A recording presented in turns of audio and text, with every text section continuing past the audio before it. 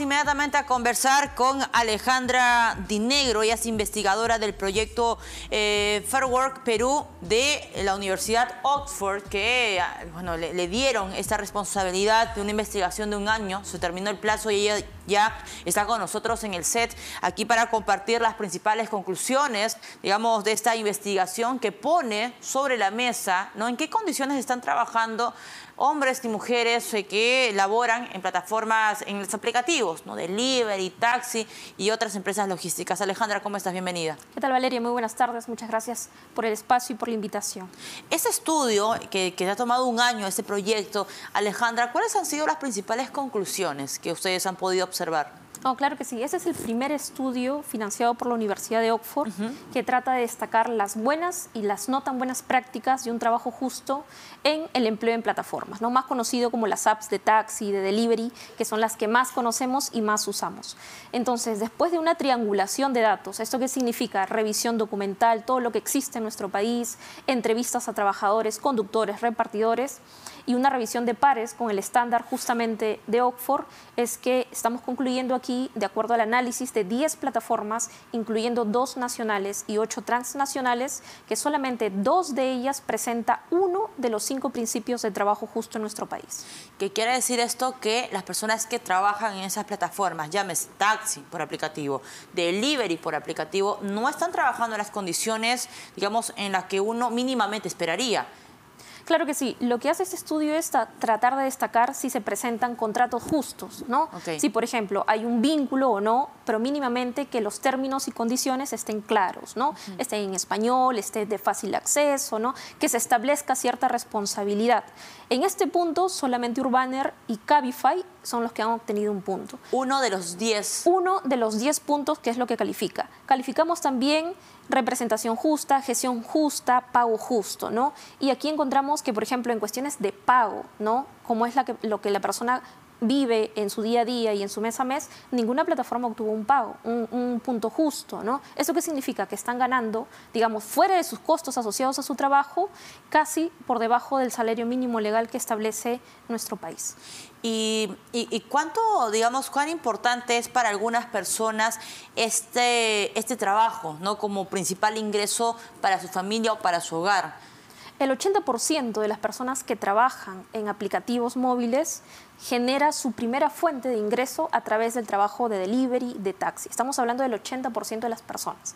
Como no tenemos data oficial, aproximadamente se calcula que este sector está aportando solamente el 1.1% del PBI, lo cual es importante, porque estamos hablando de empresas que también obviamente usan esta modalidad para poder comerciar.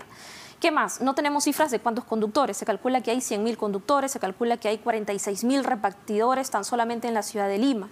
Y de todas esas personas, el 80% se genera su primera fuente de ingreso. Obviamente una cantidad menor quienes ven este tipo de empleo como una fuente de compensación a otros gastos. Okay. Y estudiantes, ¿no? Claro. Que trabajan por horas para poder pagar los ciclos de su universidad. ¿Cuántos conductores son? ¿100.000? 46.000 repartidores de delivery en Lima y aproximadamente 100.000 conductores de taxi por aplicativo en Lima. Ok, entonces estamos hablando de un universo aproximadamente de 146.000 entre conductores y repartidores. Exactamente. Trabajadores de las apps, ¿no? Trabajadores de las apps que han visto en este tipo de espacio una generación obviamente de ingresos rápida, accesible, claro, ¿no? En una situación de recesión económica, de subempleo, de desempleo, es un seguro de desempleo más bien los aplicativos móviles, ¿no? Ahora, ok, claro, para ellos es la salida más inmediata que ellos han podido observar y claramente se entiende por qué ven una necesidad.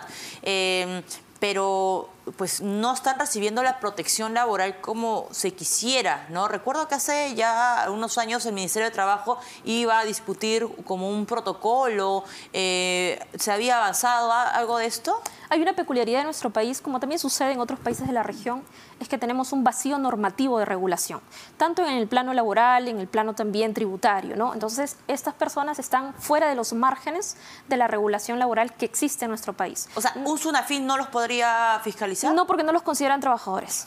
¿Ah, sí? Exacto. El Ministerio de Trabajo tiene pocas herramientas y justamente el aporte de este informe este es un diagnóstico hecho que le sirve al sector público, al sector privado, claro, porque estamos hablando del futuro del trabajo. que ya se presenta en la realidad. Y obviamente también para los trabajadores en general, ¿no? Entonces, aquí en este informe no solamente tratamos de destapar la olla y sacar, digamos, algunos aspectos relevantes, sino también tratar de dar luces a posibles soluciones. ¿Por qué esperar todavía? Porque en algún momento el mundo y nuestro país va a tener una regulación.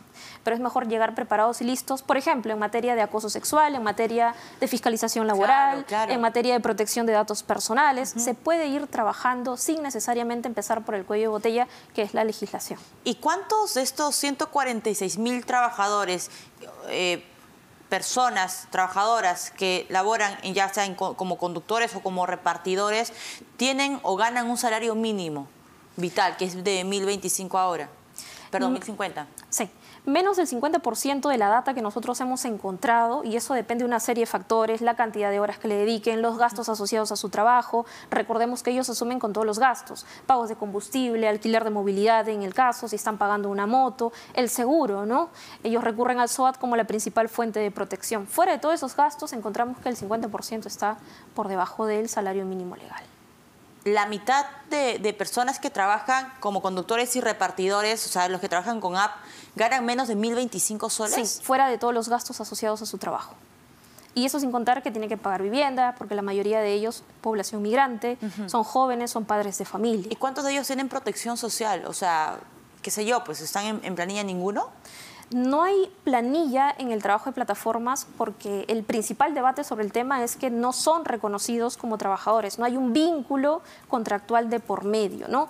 Son colaboradores o son autoempleados. Y esta es una discusión que está en torno también a la flexibilidad laboral. Pero el punto central no es ese, Valeria. El punto central, por ejemplo, es que tenemos un reporte que por primera vez tiene estándares académicos bastante exigentes, como lo pone, digamos, la Universidad de Oxford, y las recomendaciones que da OIT. Recordemos que OIT se pronuncia el 2025. Claro. Va a salir algún tipo de norma sobre la regulación de trabajo en plataformas en el mundo. Y nosotros ya venimos hablando de esto hace más de 4 años. Exactamente. Entonces, este reporte lo que hace es también decir, sentémonos en la mesa a conversar y ver cuál es lo positivo también. Hay empresas con responsabilidad social. Nosotros reconocemos que las plataformas generan empleo y queremos que vengan más plataformas a nuestro país, que inviertan, que generan empleo, que dinamicen la economía, que las MIPES encuentren también ahí un espacio para poder generar sus ventas. Pero discutamos que hay un sector importante de personas que no tienen algún tipo de respaldo. Y eso lo vimos en la pandemia. Ninguno tuvo acceso, por ejemplo, a su CTS porque no tienen. Exactamente. Si no están ni siquiera en planilla, ¿cuál va a ser el seguro que ellos tengan cuando en caso lo despidan, ¿no? Ahora, tienen el perfil, tú has encontrado el perfil, Alejandra, de las personas que trabajan en aplicativo de taxi y delivery, es decir, son más varones, son más mujeres, son extranjeros, son peruanos, están en Lima, estudian y trabajan a la misma vez. ¿Cuál es el perfil? Claro que sí. Este es un trabajo de un perfil masculino. ¿No? Y el mayor número de operaciones se genera en el plano del taxi, del delivery, del reparto. Entonces, al ser un mundo altamente masculinizado, la presencia que nosotros hemos evaluado durante la pandemia es que, por ejemplo, en el 2019 hubo un 17% de participación femenina. En la pandemia eso se, digamos, disminuyó en un 16%. De las 100 entrevistas que nosotros hemos, digamos, realizado, solamente 4 eran mujeres. Wow, es muy poco. 3 migrantes y una nacional. Casi nada. ¿Por qué? Pero ¿dónde están las mujeres? Entonces, hay una situación también a evaluar. Los algoritmos bajo los cuales se seleccionan las personas que piden suscribirse al aplicativo, ¿tienen algún tipo de sesgo o en realidad las mujeres están migrando a situaciones de subempleo? ¿No? Mucho más local.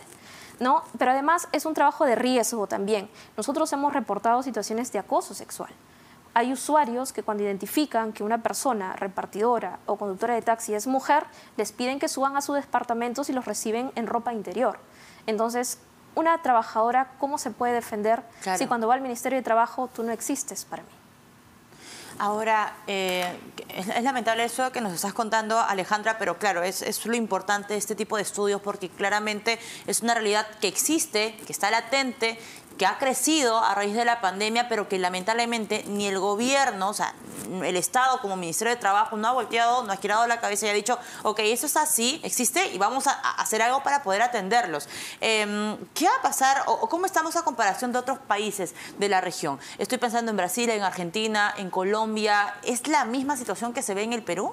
Bueno, nosotros hemos encontrado algunos indicadores en común. La mayoría de las empresas no suelen responder, tampoco les responden a los estados. ¿no? Entonces no suelen responder. No es que sea una particularidad que en Perú no hayan respondido. Eso por un lado. En segundo lugar, lo rescatable del proyecto de Fair Work es que sí ha conseguido más de 150 cambios en el mundo de mejora para las condiciones laborales.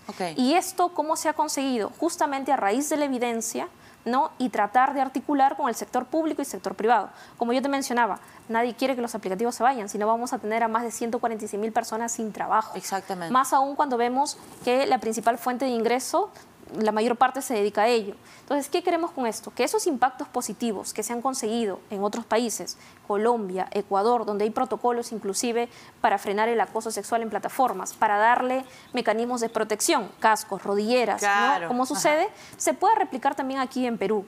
Y por eso es la importancia de este informe, que ayuda a poder, digamos, dar luces de posibles soluciones que no les implican gastos a las empresas, ¿no? Si a mí me preguntaran, por ejemplo, ¿cómo hago yo para mejorar situaciones de acoso sexual en las repartidoras? Pues hagamos un protocolo de atención, mejoremos los filtros, ¿no? Y eso le da también garantía al usuario. Si yo soy usuaria de taxi, siempre voy a querer velar por mi seguridad. Esta es una plataforma que me da seguridad. ¿Cómo trata a sus conductores? ¿Cómo trata a los repartidores? Exactamente. Para cerrar solamente, Alejandra, ¿me puedes repetir para cuántos, digamos, este trabajo de aplicativo, taxis por aplicativos o deliveries es su fuente de ingreso principal? El 80% de las personas que trabajan en plataformas digitales obtienen su primera fuente de ingreso, su principal fuente de ingreso en ese trabajo, por el contexto en el cual nos encontramos, ¿no? Y es población joven, altamente masculinizada, pero además es mano de obra calificada. Es decir, que tienen una carrera. Que tienen estudios superiores. Perfecto. Muy bien, tremendo esto. Alejandra Dinegro, investigadora del proyecto Fair Work Perú de Oxford, estuvo con nosotros, señores, hasta aquí. Economía para Todos, como siempre, un gusto acompañar.